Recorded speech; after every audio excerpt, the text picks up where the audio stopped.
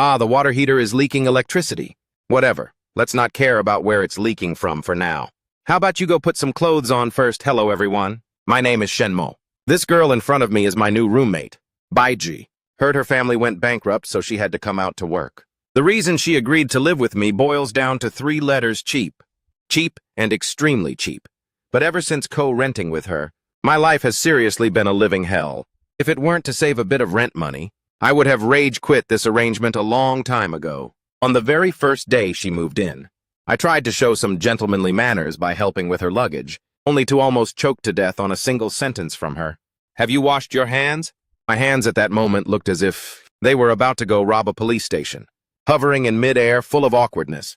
Unable to advance and unable to retreat, I could only silently step aside to make way. Looking at her small, petite figure, struggling to move that giant suitcase, I completely forgot to introduce myself, and it seemed like she didn't intend to get to know me either.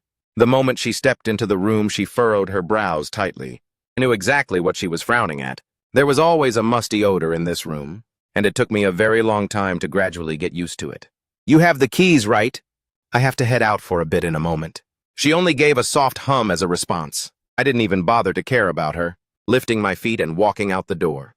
That day I went out for a meal with my bros, and by the time I got home it was already past 10 p.m. I casually pushed open my bedroom door and instantly froze. Is this even my room? Oh my God! The floor was wiped sparkling clean, and the pile of papers that used to be a mess was now neatly stacked. I gotta admit, having a girl in the house who's, well, a clean freak is actually pretty neat. I collapsed onto the bed and had a great night's sleep. Waking up the next day, preparing to grind some work, I discovered the watch on my desk had vanished. The scariest part was that my Acer laptop was also nowhere to be seen. That's my literal life support. Years of brainstormed ideas were all stored inside it. So I hurriedly went to find Baiji. Hey Baiji, did you help me clean my room yesterday? No need to thank me. I wasn't planning on thanking you. Did you see the Acer on my desk? I thought Baiji had just put it away somewhere. Who knew she would casually drop a bombshell, threw it out. Oh my God.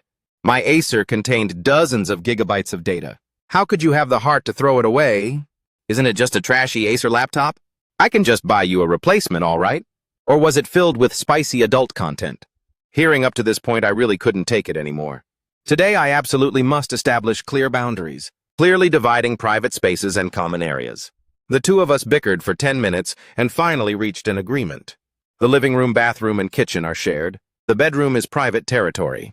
The balcony belongs to her, counting as her private area, since she needs to dry her underwear and stuff, which is quite private. My room gets plenty of sun. Drying things inside is fine. Her room is blocked from the sun, so her clothes never see any sunlight. To compensate, she volunteered to cover all the utility bills in the house. After making the deal, she turned around and walked back to her room. A moment later, the sound of sobbing came drifting out, with the crying getting louder and louder. I rubbed my nose, secretly wondering. I didn't really bully her that much, did I? After all, I don't usually use much electricity or water, so it's not like she has to spend that much extra cash. On Saturday morning, I was having a sweet dream, when bang! My bedroom door was slammed wide open. I got startled out of my wits and bolted upright instantly, happening to lock eyes with Baiji's panicked face. Big sister, could you please knock next time before entering? Why didn't you lock the door, pa? Take a look at this broken door. Does it look like it even has a lock? It's nothing, I just wanted to borrow 2 hangers. What are you doing? Having some solo fun. How weird. A guy over 1.8 meters tall like me actually got a flushed face and red ears from this single joke of hers. She took the 2 hangers, the corner of her mouth slightly smirking. Oh wow, Shinchan underwear, no way, big sister. Are you completely out of things to talk about? Wow, how about I gift you 2 pairs? From her quick, slightly chaotic footsteps, I could tell she wasn't nearly as calm as she appeared on the outside. Co-renting always requires a process of getting used to and adapting to each other. I thought we were adapting. Is that both find where each other's boundaries are, and then don't cross them. That's what a qualified roommate looks like. But she didn't do that. After finding out where my boundaries were, she kept jumping back and forth right on that line. For example, she would still barge straight into my room at the slightest thing. There were times when I was brushing my teeth, and she'd suddenly burst into the bathroom to take care of business. After seeing me, she would let out an ear-splitting shriek, no different from an air defense siren. I have no idea what she was screaming about, Moreover, she basically had zero common sense in life. Clothes were just tossed into the washing machine and left to fate. She didn't know how to cook but loved trying it herself, almost burning the whole house down. Every single time I had to nag while teaching her. The only comforting thing was that she learned pretty fast. By the second time cooking, she already knew that if an oil pan catches fire, you don't use water to put it out, but rather pour laundry detergent in instead. July 16th was her birthday. Why did I know? Because that day she was like a possessed ghost, muttering non-stop in the living room, "Please don't let me work overtime today. Please don't let me work overtime. Please don't let me work overtime. Please don't let me work overtime. Please don't let me work overtime." Actually, my sleep quality is usually very good, but even I couldn't handle this kind of chanting from her. When I carried a stomach full of anger intending to go remind her, she had already headed out. Today she seemed to leave in a bit of a rush. Her bedroom door wasn't closed. I didn't go inside, only glancing through the doorway for a bit, seeing a few fast food boxes on her desk, with half a mantou left over, half a small bowl of porridge, and 2 small boxes of veggies. That was exactly her dinner from last night. As if possessed by a demon, I went downstairs to buy groceries. Calculating the exact time she finished work in the evening, I was stir-frying while cursing myself for being crazy. By the time she walked through the door, 4 dishes and a soup were already laid out on the living room table. In the corner of the table, there was also a small 4-inch cake. She was completely stunned. "What's this? Hey, do you have friends coming over tonight?" "No. Today some dummy is celebrating her birthday." "How did you know today is my birthday?" "To tell you the truth, this morning, if you had been just a little bit louder, the entire building would have known." "Who knew you look so improper? But actually have a pretty good heart. This is the first time since my dad passed away that someone has thrown a birthday celebration for me. This girl is pretty and has a great figure. Too bad she looks beautiful, but her mouth is just terrible." After the birthday meal, she didn't go back to her room, but just like that, she pillowed her head on my thigh and fell fast asleep. As for me, I stayed awake the whole night without blinking an eye. It wasn't because of any indecent intentions. It was mainly because my leg was so numb I completely lost feeling. After that day, our relationship was pretty much considered ice-broken. We could curl up together on the sofa to eat and watch TV. She probably liked my easygoing personality, while I was purely a simp for her beautiful looks. That day she was taking a shower in the bathroom, while I was in the living room slurping down my food. As a result, inside suddenly rang out a miserable shriek. Baiji, completely naked, dashed straight out from inside. Honestly speaking, my brain completely short-circuited at that moment. Where did it take exactly 3 seconds? Whatever, let's not care about where it's leaking from for now. How about you go put some clothes on first? After that accidental incident, she started to feel a bit embarrassed, avoiding my gaze whenever she saw me. About 3 months later, don't know if it was because I ate something wrong or what, but my stomach felt like it was being cut by a knife, twisting in agonizing pain. At first, I didn't pay much attention, but later on I felt it getting worse and worse. Right when I was struggling, intending to go to the hospital, Baiji rushed over and pressed her hand against my face. At that time, I couldn't even say a single complete sentence. Without saying a word, she hastily threw on a jacket and brought me downstairs. This is the 6th floor, mind you. Really couldn't understand how that tiny body of hers managed to carry me downstairs, intending to hail a taxi. But she hadn't brought her phone with her. Just like that, carrying and lifting me, struggling all the way until midnight. By the time I got an IV drip and felt better, the sky was about to clear. The doctor said it was a stomach spasm. Nothing too serious. "Thank you, go get some rest quickly. It's almost time for work." "It's okay, I already took some time off." 2 days later, I was completely healthy again. To show my gratitude to her, I personally cooked a whole table of lavish food. Baiji ate while showering me with compliments, then asked if I could cook for her for the rest of my life. At that time, caught up in the heat of the moment, I just nodded instantly. Seeing her look that happy, I suddenly realized that my mind had drifted into a different territory. When she said that sentence about cooking for her for the rest of her life, she meant it purely literally. From that moment onward, she didn't even bother ordering takeout for dinner anymore. Every single day she would cling to me, demanding I get into the kitchen, saying that doing this was both budget-friendly and hygienic. My mouth kept complaining about it being a hassle, but the moment I remembered the scene of her carrying me to the hospital, my stir-frying speed would instantly double. However, today things were a bit unusual. After waiting for 10 minutes, she still hadn't come out of her room. I gently pushed her bedroom door open and discovered she was lying face down on the bed, crying silently. "What's wrong? Did someone bully you? Just tell me directly." After all, we are good bros. Actually, the matter wasn't that complicated. Baiji had never worked overtime at her company. She'd leave right on the dot, matching that EQ profile of hers. Honestly, I can't understand that toxic garbage corporate culture. Coupled with her previous time off to take care of me, the manager kept making passive-aggressive remarks to force her to resign on her own. I understood her point. Resigning was perfectly fine, but she felt she hadn't done anything wrong.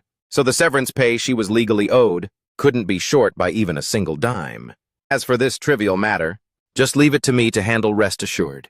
Baiji's company worked in the micro-lending sector. The next day I changed into a neat suit, shaved my beard clean, put on a fake luxury watch that had been broken for ages, and walked into the lobby with a swaggering stride.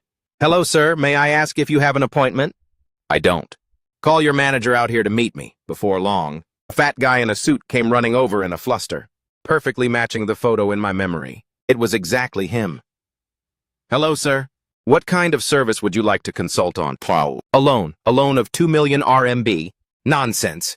If it were just 200 RMB, why would I come find you? Say it. Wouldn't using a digital wallet give it to me instantly? That day I dragged that manager along, chatting about everything from business operations to products, from ancient poetry to the philosophy of life. In the end, when I left, I didn't even leave a phone number. On the second day, I showed up again, consistently camping out there for a whole week. He finally realized that I was just trolling him. When I showed up next, he didn't even bother to receive me. We are freelance media creators. We don't have many skills, but we certainly know a lot of people. I posted a call for backup on my social media account. Damn, a whole bunch of righteous people responded to join the battle. Some said they wanted to bring their wives along. Some said they wanted to bring hammers. There was even a big bro who had just gotten out of prison. I want to bring the whole country out, just to trade for a bit of pocket money. Can only say this current batch of netizens is truly talented, and their words are quite pleasant to hear. I really adore them. Not even a few days later, the fat manager couldn't take it anymore and called me up. The moment the call connected, I went straight to the point. Firing employees is perfectly fine, but you must pay proper severance compensation. As long as you follow the correct procedure, those people looking for trouble will naturally stop coming. Less than 5 minutes after hanging up, Baiji came running to find me in high spirits, saying the higher-ups had agreed to pay up the resignation settlement right away. I went along with her. The moment the manager saw my face, his face turned pale as a ghost. The employees next to him looked like they wanted to charge forward and eat me alive. I, on the other hand, generously waved my hand to greet everyone. Baiji stood beside me, watching blankly. "You seem pretty close with them, huh?" "Pretty good, basically. We've all had profound interactions." Just like that, Baiji rested at home for a whole week, sleeping every day until she woke up naturally and eating the food I cooked. Hearing her complain that she gained a whole 3 pounds this week, having rested enough, she started sending out her CV, going to interviews and waiting for callbacks. There was a single moment where I really wanted to tell her to do freelance media together with me. The two of us cooped up in the house day after day. The vibe felt pretty enjoyable. I admit that I had a personal motive. Having a major beauty in the house puts me in a good mood just looking at her. But all of this was ruined by a single phone call. Baiji had found a new job, working in administration in Sifang district, an hour's subway ride away from my place. That night, the two of us celebrated a bit. Taking advantage of a slight buzz, I pretended to casually ask a question. "When do you plan on moving out? Do you need me to lend a hand?" "When did I ever say I wanted to move out?" "Wow. Well, I just see that your new company is too far away." "It's fine. Before you didn't talk like this. Your previous job added another 40 minutes to the commute, and you were already clamoring to move houses." Borrowing a bit of that liquid courage, I put my hand on her shoulder. "In the future, if you ever get bullied again, just find me. I'll cover you under the lights." The two lonely souls seemed to no longer feel that cold. Right at this moment, the landlord suddenly pushed the door and walked in. "I'm terribly sorry, you two, but I've sold this house and the buyer is rushing me urgently. Terribly sorry to trouble everyone, but please move out as soon as possible." I stood frozen in place, unable to snap out of it for a long time, only able to turn my head to look at Baiji. "This house can't be lived in anymore. Where do you plan to move?" "To Sifang district, then close to the company to save trouble. As for you, you'll probably head out to the suburbs to find a quiet place that's cheap and easy to find inspiration." Neither of us mentioned co-renting ever again. This tacit understanding was truly terrifying. After all, our time together was just too short, from the beginning of conflicts to understanding each other, and then to standing shoulder to shoulder in battle. The days passed by in too much of a rush. If only we could have been given another half a year. I definitely would have had the courage to speak the words in my heart, asking her if she wanted to live through the days together. But bringing it up right now, no matter what, would make me look like I had bad intentions. How about I go with you to Sifang District to find another place? 2 people co-renting can save a ton of money. I have a colleague who just arrived, and yesterday we already agreed to live together. I was just asking casually anyway. Living with a colleague is still better. Coming home from work, you'll also have someone for company. On the day she left, I helped Bai Ji carry her luggage. She reached out her hand to brush a bit of dust off my shoulder. Want a hug? Hug my ass. We have WeChat already, no need to do this sappy stuff. Right when I thought everything ended here, Bai Ji suddenly turned her head back and dove straight into my arms. Instinctively, I hugged her tightly. Watching the moving truck carry her further and further away, the thing swept away by the wind, seemed to be my love that had just sprouted and got plucked away. I can't clearly remember how she escaped my embrace, nor can I recall how we said our goodbyes. She hugged me tightly at that exact moment. Only 4 words were in my mind, cruel twist of fate. In the end, I could only wave my hand vigorously toward the empty road. From then on, our WeChat chat history stopped on September 6th. The next day, I also moved out calling over a crew of bros, making things lively and bustling for a whole day. Once done with being busy, night had already fallen. We found a barbecue stall to eat and drink alcohol. That familiar vibe instantly dragged me back to reality.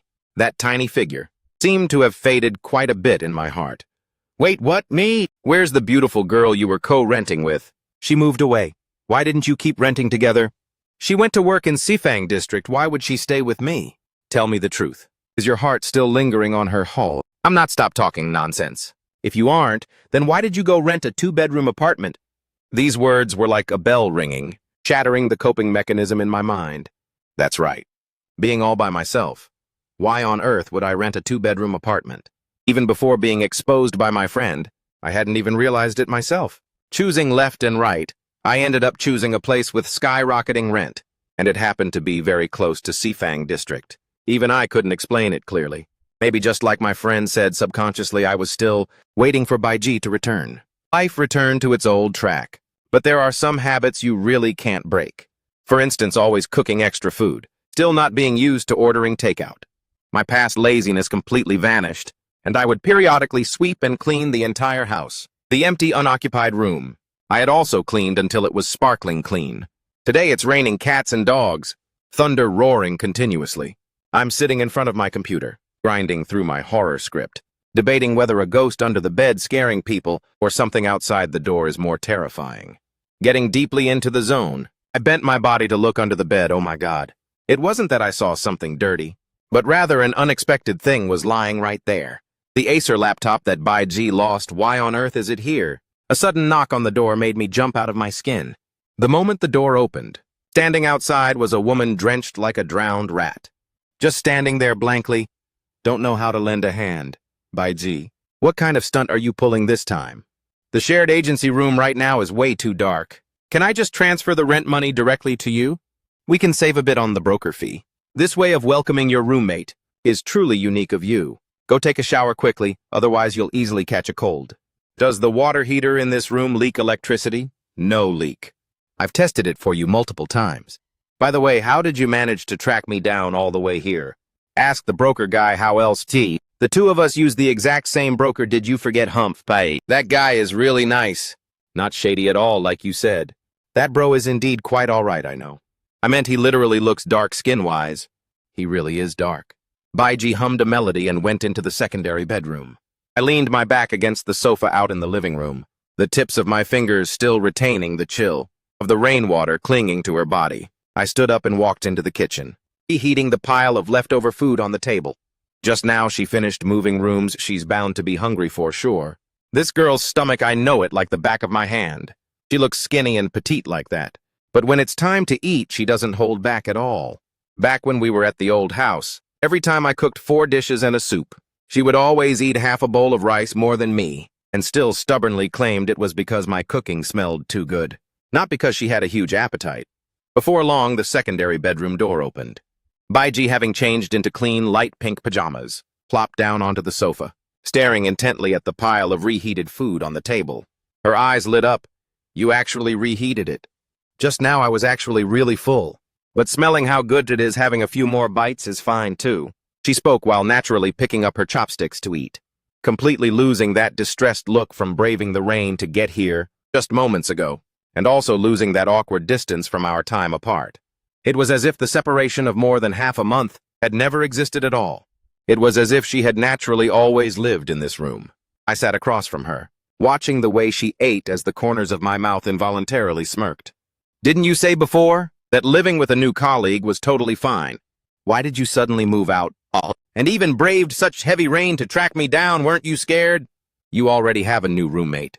Baiji's hand grabbing the food froze for a split second, the tips of her ears turning slightly red, muttering in a low voice. That colleague is simply impossible to live with. Annoying to an absurd degree. On the very first day I moved in, he complained I took too long showering and that I made noise waking up at night. The more she spoke, the more aggrieved she felt. So aggrieved that her pout went sky high, exactly like when she was bullied by her company leader at the old house back then. Speaking toward the end, her voice got lower and lower, her head bowing down completely, not daring to look at me, her earlobes so red it looked like they were about to bleed. My heart suddenly softened. How could I have the heart to tease her anymore? I reached out my hand and ruffled her hair, the feeling just as soft as it used to be. If you want to move in, just move in. This place was originally a 2-bedroom apartment anyway. Leaving it empty would be a waste. With you here, it'll be more lively. Really, you don't find me annoying. Annoying, you're definitely annoying. You still don't know how to cook, have 0 life skills, and still love messing with my stuff. But considering your good looks, I'll reluctantly take you in. But there's a condition first. From now on, you're not allowed to enter my workspace without permission and mess with my stuff, especially my scripts and my Acer laptop. That is my literal life support second. I'll cover all the cooking, but washing dishes, wiping tables, and throwing out the trash. All of these chores belong to you. You're not allowed to be lazy. Third, when showering at night, you must wait until I finish checking the water heater before you can go in. Don't be as reckless as last time. Something almost went horribly wrong, do you hear me? I hear you. From now on, I will definitely be good and listen to you. Absolutely never messing with your stuff randomly. I'll cover all the dishwashing and table wiping, and for showers, I'll absolutely wait for your check. Guaranteed not to cause you any trouble. Her mouth kept making vows and promises, but in my heart I understood this girl's nature all too well. At most, you can only believe half of it. Who knows, in less than a few days, she'll probably start jumping around testing my limits again. But I wasn't angry either. Compared to a completely empty and desolate house, I'd rather let her make a bit of noise occasionally. At least this house has a bit of warmth. After finishing eating, Baiji very mindfully cleared the dishes and carried them into the kitchen. Turning on the tap, she started washing dishes while I leaned against the kitchen door watching her. Her movements weren't skilled, but she was very serious, carefully washing every single dish for fear of breaking them. By the way, how did you know I moved here? The broker actually dared to leak my address. I thought he was supposed to follow the professional code. I begged him for a whole hour, you know. I even bought him a cup of milk tea, telling him I was your close friend from before, and that our co-renting had a bit of a minor misunderstanding, so now I wanted to make up. His heart softened, so he just gave it to me. He even said that when you moved here, you specifically asked if there was a 2-bedroom unit, saying you wanted to leave one room empty. At that time, he already guessed you were waiting for me. Don't listen to his nonsense. I just found a 2-bedroom apartment more spacious, with 1 room to live in and 1 room for work being a better fit. Definitely not waiting for you. Oh, really? Then who was it back at the old house that asked me if I wanted to go to Sifang district to co-rent together? Who was it, huh? Who was thick-faced enough to bring it up first? As a kid, don't always bring up old stories. Go blow-dry your hair quickly, otherwise tomorrow you'll get a headache and catch a cold. Right now, I don't have time to take you to the hospital. Though my mouth said that, I still turned around to grab the hairdryer, plugged it in, and helped her dry her hair. Baiji froze for a moment, but still obediently sat on the sofa. I stood behind her, my fingers gently running through her long hair. The warm air from the dryer slowly blew across, strands of hair intertwining at my fingertips, unusually soft. The room was very quiet, with only the buzzing sound of the hair dryer. At that moment, a thought suddenly popped up in my heart. If the days just kept passing like this, on and on, it seemed like it would be pretty great.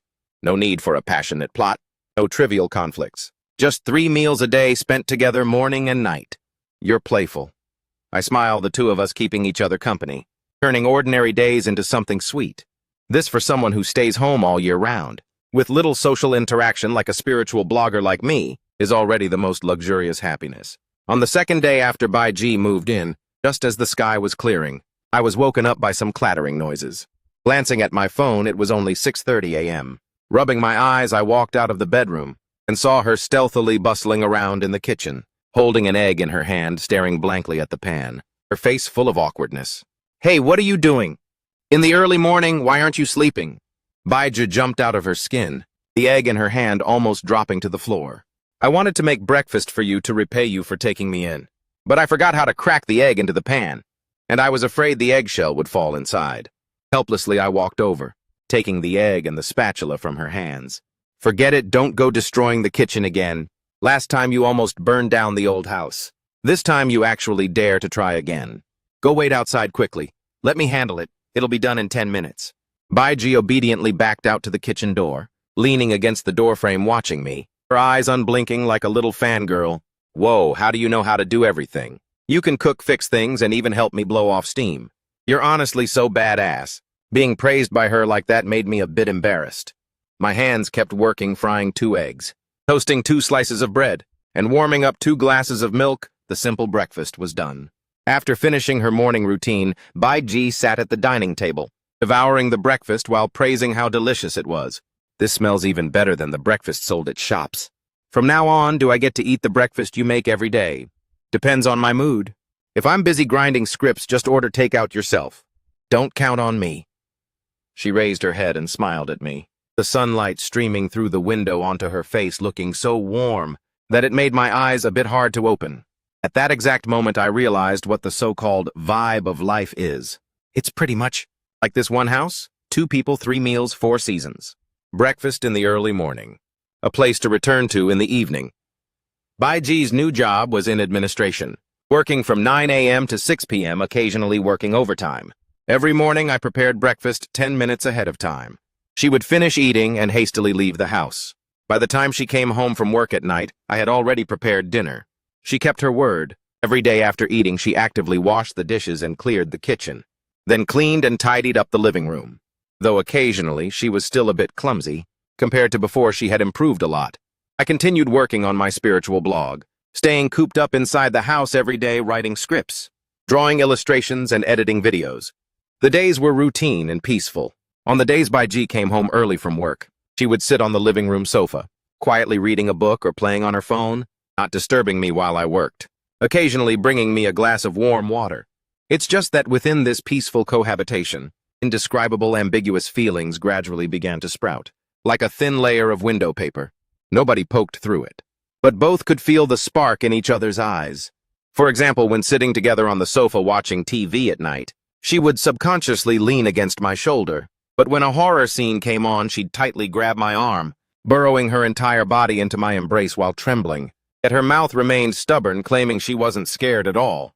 For example, when I stayed up late at night grinding scripts, she would quietly leave a living room light on for me, warm up a glass of milk to place by my desk, and only then return to her own room to sleep.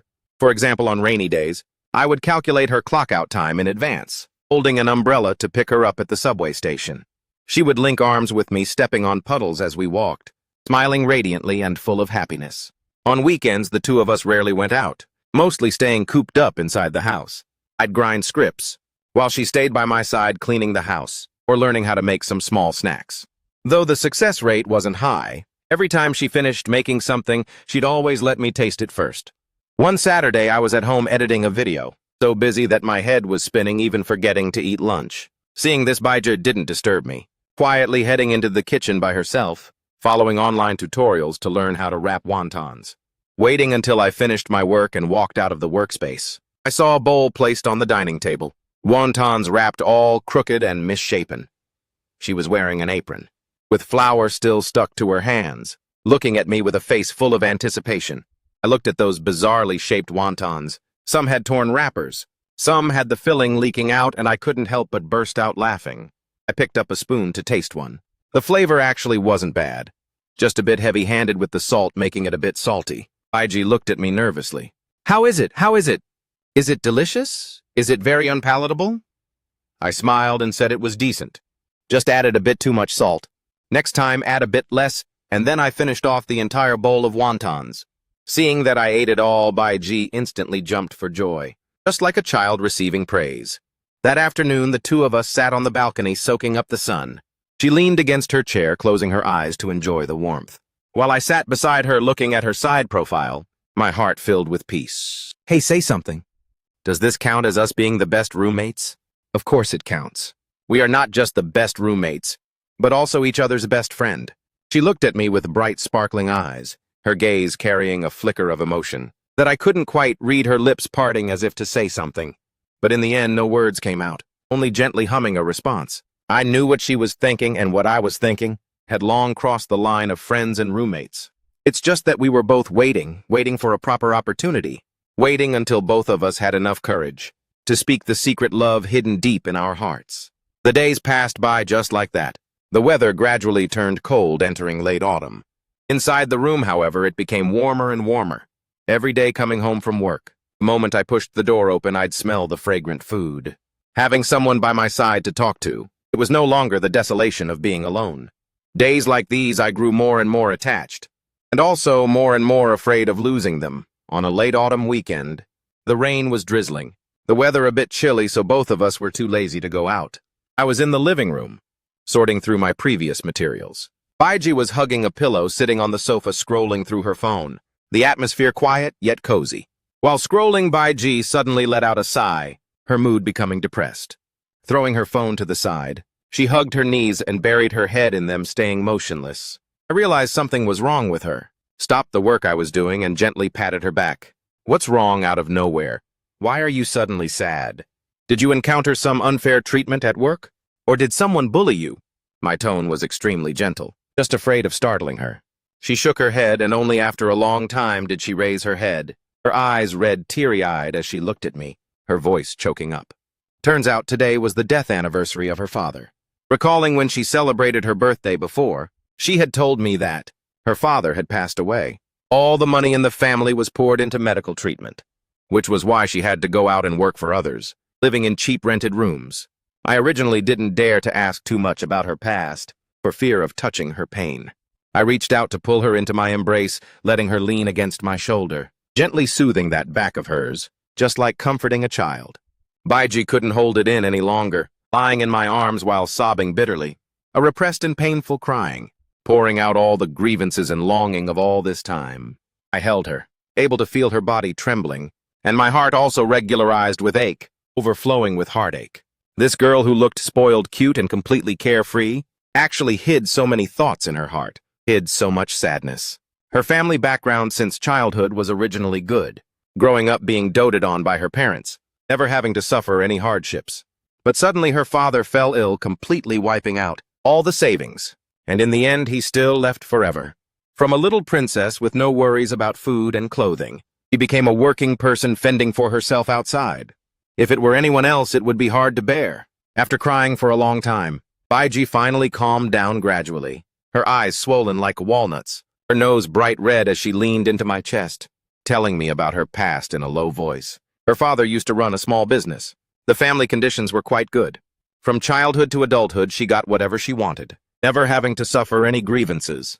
When her studies weren't good, her father wouldn't scold her either, only saying that as long as she was happy, it was fine. Her mother had left since she was very young. It was her father alone who raised Baiji to adulthood, indulging her in everything according to her wishes. 3 years ago, Baiji's father suddenly found out he had cancer, and it was already terminal stage. At that time, Baiji had just entered college. Hearing the news, her entire being went numb. To treat her father's illness, the house was completely sold off. The business also stopped. All savings were entirely spent, and relatives and friends who could be borrowed from had all been asked. But still, they couldn't keep him for Baiji. That father, right on the day he passed away, had held Baiji's hand, telling her to take good care of herself, not to let herself suffer any losses, to happily find someone who would treat her well, and not be like him. Baiji had promised him. But Baiji always couldn't help but miss her dad. Every time she saw others being loved by their fathers, she would become incredibly sad. After graduating, Baiji didn't want to stay in her old hometown and feel sorry for herself, so she came to this city all by herself, finding the cheapest room to live in, and finding a job that could sustain herself. She didn't dare to contact her relatives, fearing they would ask if she was doing well, and also fearing she wouldn't be able to hold back her tears. Before, when we were still at the old house, she always loved talking back to me, and loved messing around with my stuff. In reality, it was just because she was way too lonely, wanting to find a little sense of belonging, and wanting to have someone to talk to. Later, when she became close with me, I threw a birthday party for her and helped her blow off steam, making Baiji finally feel that this city didn't seem quite as overwhelming anymore. How great it is to have someone by your side. During that more than half a month of separation, every day she couldn't eat well or sleep peacefully, always feeling incredibly empty. No matter where she was, it didn't feel like home. Only when she was with me did she feel at ease. She said a whole lot of things in one go, taking all the secrets hidden for so long, and telling them all to me. I held her in my arms, my heart filled with heartache, wishing I could give her all the tenderness in the world. This girl looks superficial on the outside, but in reality she is sensitive and starved for affection. All her childish tantrums and recklessness were nothing more than a camouflage layer, deep down. She is still a little girl who needs to be loved. I held her tightly, my voice deep and serious, telling her that it wouldn't be like that anymore in the future. In the future, you'll have me by your side. You won't be lonely and alone anymore. I will take your dad's place to care for you, Baiji. I won't let you suffer any grievances, and I won't let you be lonely. No matter what happens, I'll be right by your side. Baiji raised her head to look at me, tears still lingering on her cheeks, her eyes filled with emotion and trust. Wait, what? Is what you said really true? You won't abandon me, right? It's true, I promise I will never ever abandon you. I reached out my hand to wipe away the tears on her cheeks, my gaze firm. In the future, I will celebrate every single birthday with you. If you suffer grievances, I will step up to protect you. If you feel lonely, I will keep you company. We will be together forever. All right, vertical bar. Baiji nodded vigorously, diving into my chest and hugging me tightly, burying her face in my chest and softly replying, all right. Together forever. At this moment, two lonely hearts were leaning close together, no longer having any distance between them. The feelings of affection hidden deep inside for so long, the ambiguity that couldn't be clearly put into words, at this exact moment had all found a harbor. We both clearly understood that we had long become a part of each other's lives, an absolutely irreplaceable part. In the evening, I cooked a big table of the dishes she liked, opened a bottle of fruit juice, and stayed by her side to commemorate her father. I told her that every year from now on this day, I will always be with you. If you miss your dad, just tell me. I will always listen. Baiji smiled and nodded, the sadness in the depths of her eyes fading a lot, replaced by a bit more tenderness and peace of mind. She knew that from this moment on, she was no longer a lone drifting girl. She had someone to lean on. She had a home, and this home had me in it. The days calmly passed by, and in the blink of an eye, winter arrived. The weather got colder and colder, but with the heater turned on in the room, it was incredibly warm. Our relationship had long evolved from just roommates into lovers relying on each other. It's just that neither of us formally confessed, that we tacitly stayed by each other's side, doing things that only lovers do. But life is never smooth sailing. There are still occasional minor bumps, and storms to test our feelings for one another. Fortunately, we always stood side by side, sincerely facing everything together. The boss at Baiji's new company was a middle-aged man in his 40s, with a sleazy appearance. Previously, he had already made several subtle moves on Baiji, always using the guise of work, to call Baiji into his office alone. If he wasn't forcing her to work overtime, he was making her do his personal errands. Baiji had always endured it without telling me, fearing I'd worry and also fearing I'd lose my temper and cause trouble, until one particular evening. Baiji worked overtime until past 10 p.m. She dragged her exhausted body back home, her face clearly showing how aggrieved she felt. With bloodshot eyes, the moment she entered, she threw herself into my arms. Unable to hold back as she burst into tears, my heart tightened. I hurriedly held her and asked what was wrong, if something had happened. Baiji cried for a long time before telling me that their leader called her into the office again today, and inappropriately groped her, trying to force himself on her. She had to fight back with all her might just to break free and escape, and was even threatened by that leader that if she dared to speak out, he would get her fired.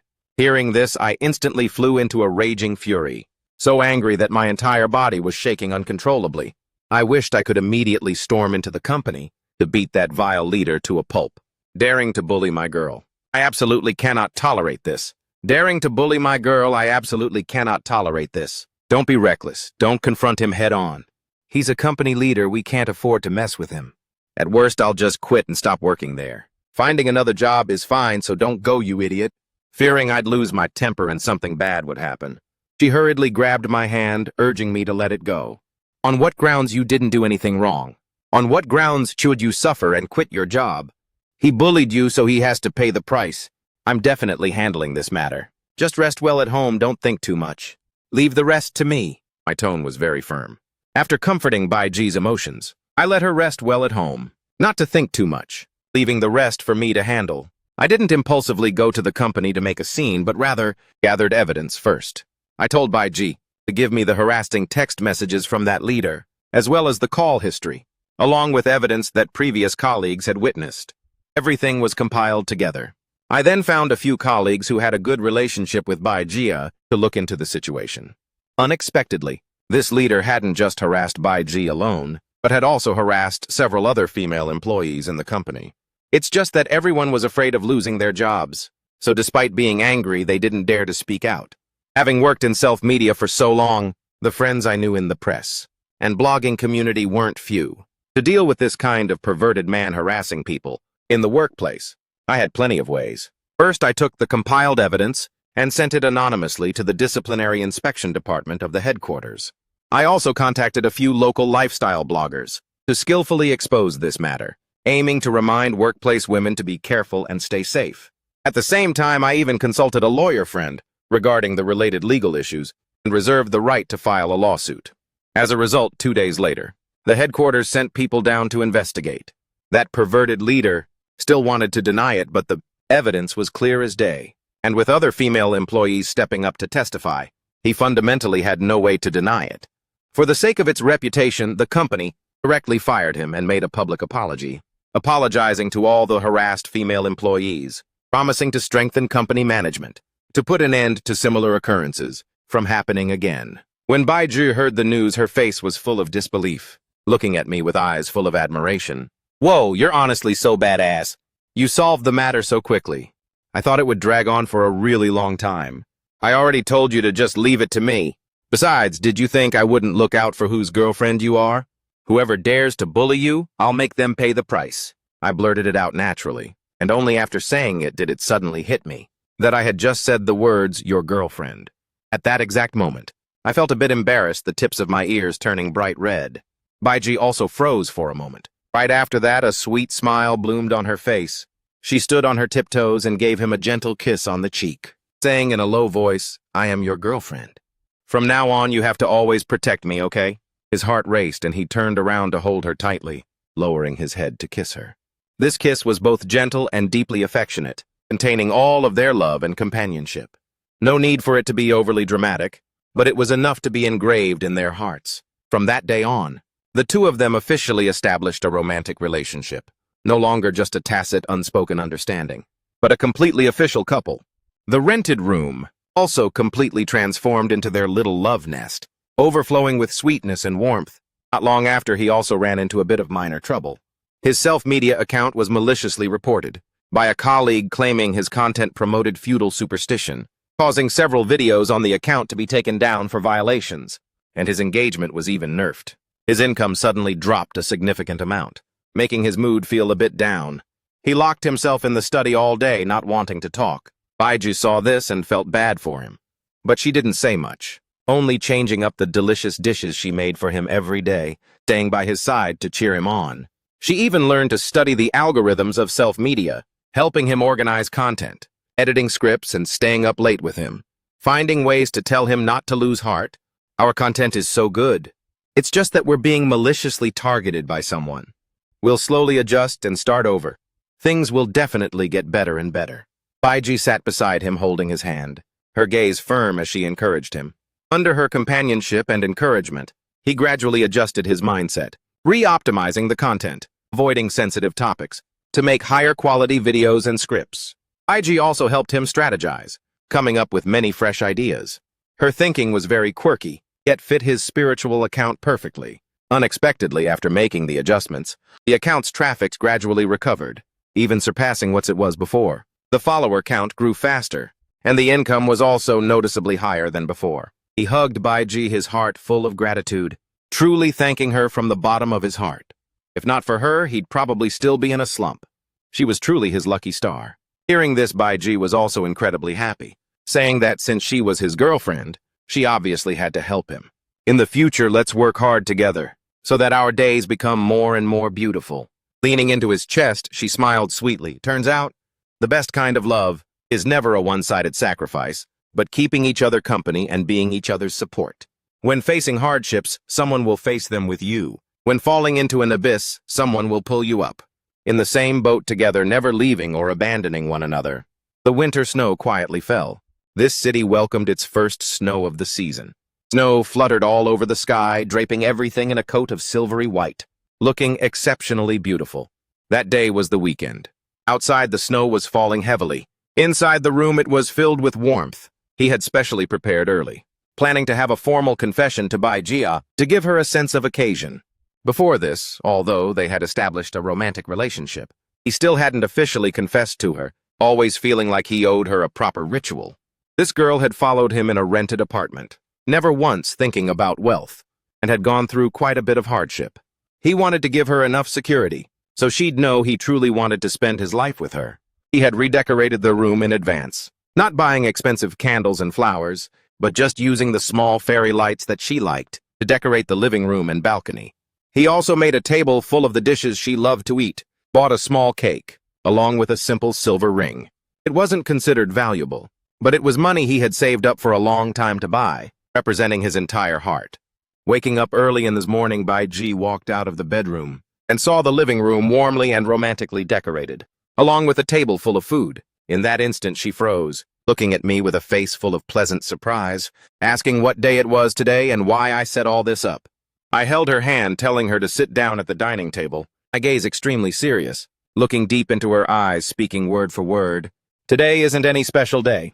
It's just that I want to officially confess to you, want to give you a sense of occasion, and want to let you know my feelings. From when we first started as bickering partners, who criticized each other, to later on gradually becoming close companions, up until now where we are like-minded and in sync. I never thought that my life would become so warm because of one person, becoming so meaningful. Before, I felt like I was just getting by on my own. Anything goes. Having food to eat and a place to stay was enough. But after meeting you, I finally learned what a home is, and what it means to care deeply for someone. I don't have that much money, nor do I have any great capabilities. Just a regular self-media blogger, unable to give you a lavish or wealthy life. But I can guarantee that every single day from now on I will cherish you well, love you with all my heart, not letting you suffer any grievances, and not letting you be lonely. 3 meals a day I will cook for you, and for the rest of my life I will stay by your side. Baiji, my liking you is not a temporary whim, but something I have thought through carefully. Are you willing to be my girlfriend? Willing to be with me for a lifetime and marry me? I took out that simple silver ring, dropped to one knee and looked up at her, my heart both nervous and expectant. Baiji stood frozen in place, tears streaming down in an instant. Those were tears of emotion, tears of happiness. She nodded vigorously, her voice choking up as she said she agreed, that she had already agreed long ago. I stood up and put the ring on her hand. The size was a perfect fit. Holding her tightly, I whispered softly by her ear, "From now on, you are my person. For the rest of this life, you won't be able to escape either." Baiji held me, crying uncontrollably, yet smiling incredibly happily as she looked at the ring on her hand, laughing and saying that this was the best gift she had ever received, more beautiful than any gold, silver, or precious jewels. That day we stood by the window, looking at the snow fluttering all over the sky outside, eating our meal and chatting about the future, our hearts overflowing with warmth. No fancy words, no expensive gifts, but this simple happiness was more precious than anything. The snow fell for a whole day, and by the evening the snow stopped. Outside was a blanket of pure white, the moonlight scattering on the snow, looking exceptionally beautiful. I held Baiji's hand and went downstairs for a walk, stepping on the thick layer of snow, making a crunching sound. We held hands, slowly walking forward, talking, laughing, and playing around as we went. The chill of winter was entirely dispelled by each other's warmth. Baiji pointed at the full moon in the sky, happily saying that the moon was so round, but no matter how round the moon is, it's not as beautiful as you. I lowered my head and gently kissed her forehead, my heart overflowing with love.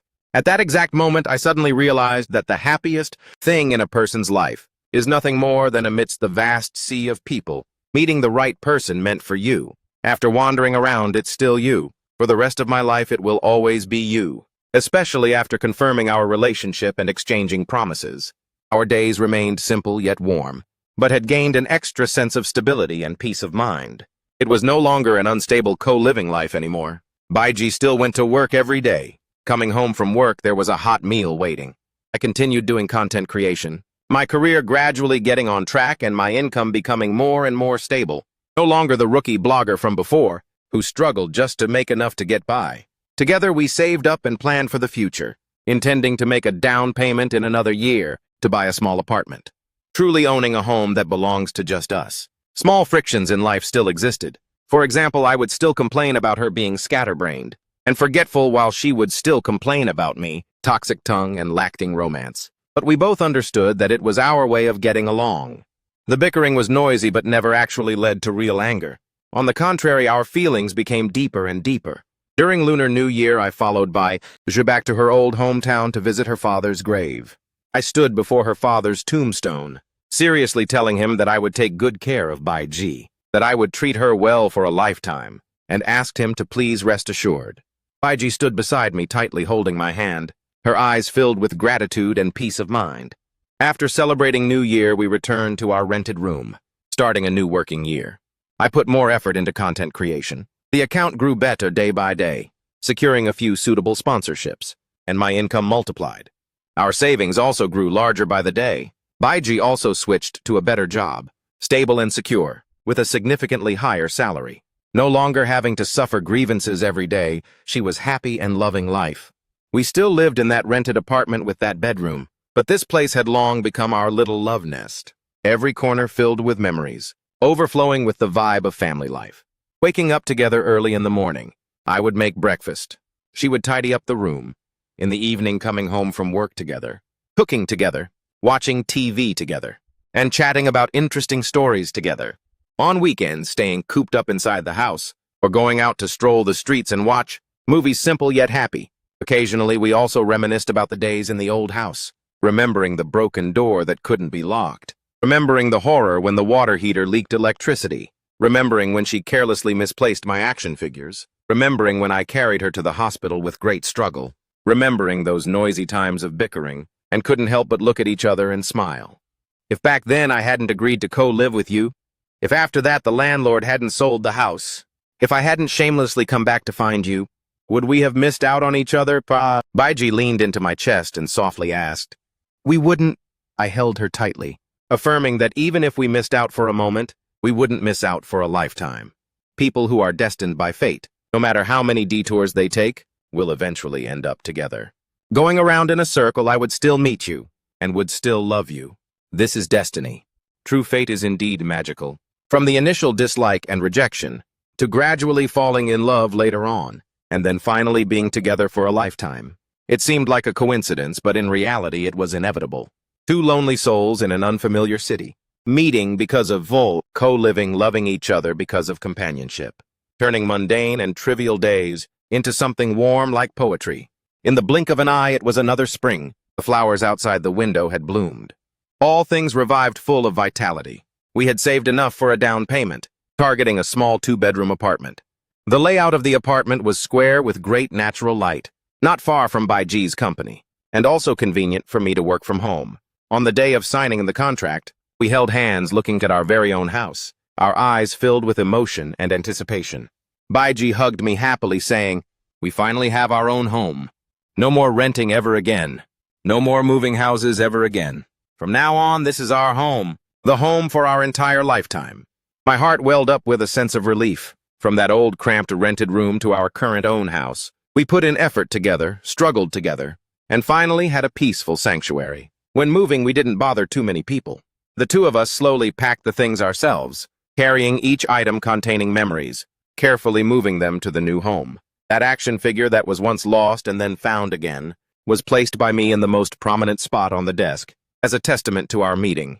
The external hard drive she gave me back then, I had also always kept safely, inside containing all my memories and inspiration.